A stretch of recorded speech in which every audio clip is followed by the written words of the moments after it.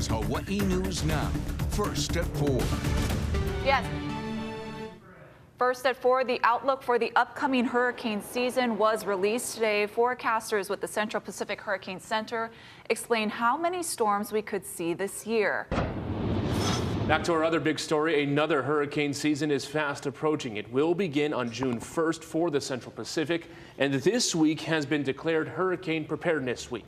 Government officials alongside meteorologists from the Central Pacific Hurricane Center released the latest forecast numbers for the 2024 season.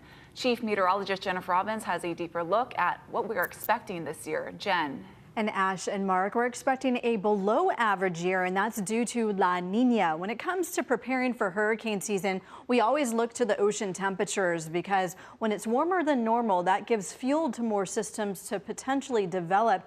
And right now we're seeing a shift. Last year it was a strong El Nino with warmer than normal sea surface temperatures near the equator. So this year we're switching gears to La Nina, and that means cooler than normal sea surface temperatures near the equator. That usually suppresses all that fuel for tropical cyclones to develop, especially over the eastern Pacific, where many of our storms are. So here are the numbers that they came up with. About 1 to 4 expected for this season. Average is 4 to 5 that crosses into the basin or develops within the basin. Last year we did have 4, so that's right on target of average. So slightly below average due to La Nina conditions. And looking at past years, you can see it was fairly quiet in the numbers that came through during a La Nina year. El Nino tends to be very busy, but even with these numbers, we should be prepared.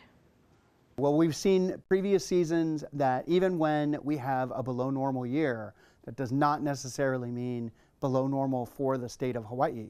We can still have very active weather. We can have hurricane threats even in seasons that are below normal in the Central Pacific.